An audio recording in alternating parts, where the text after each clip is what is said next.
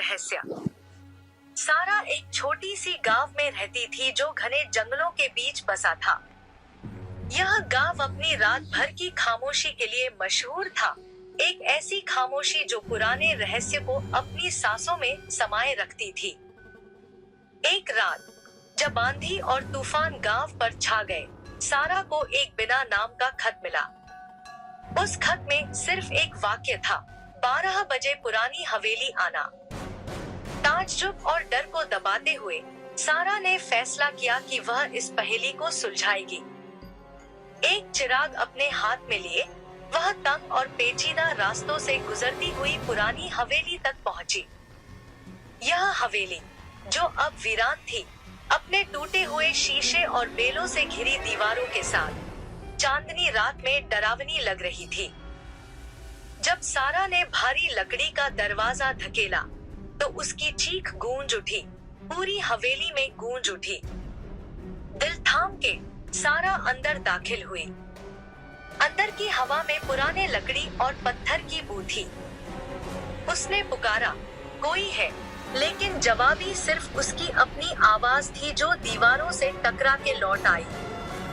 अचानक पीछे से हल्की सी कदमों की आहट हुई। सारा ने तेजी से पलट कर देखा, लेकिन वहां सिर्फ धुंधले साए थे।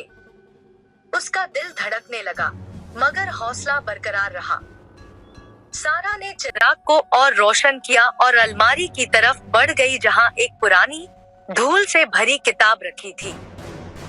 उसने किताब उठाई और उसकी पन्नों से धूल हटाई। सरय वर्क पर लिखा था, बद्दुआओं की दास्तान। सारा की दिलचस्पी बढ़ गई। उसने किताब खोल दी। हर पन्ना उन लोगों की कहानियों से भरा था जो इस गांव से गायब हो गए थे। उनकी कहानियां अचानक खत्म होती थी, बगैर किसी वजह के। जैसे ही वह पढ़ रही थी, एक सर्द हवा की लहर पूरी हवेली में चली और चिराग बुझ गया।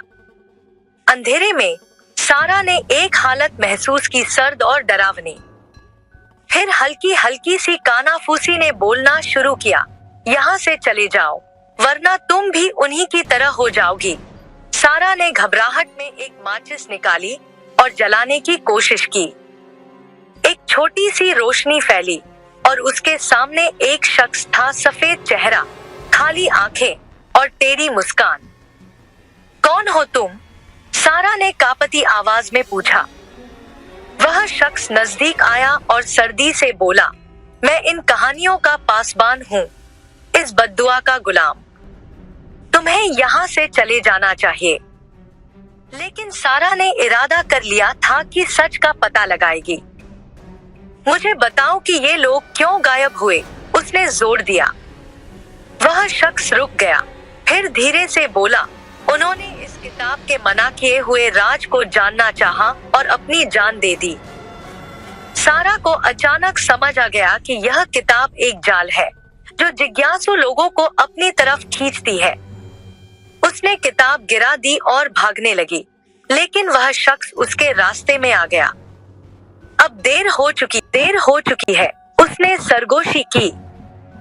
सारा ने अपने सीने में एक तेज दर्द महसूस किया और सब कुछ अंधेरा होने लगा।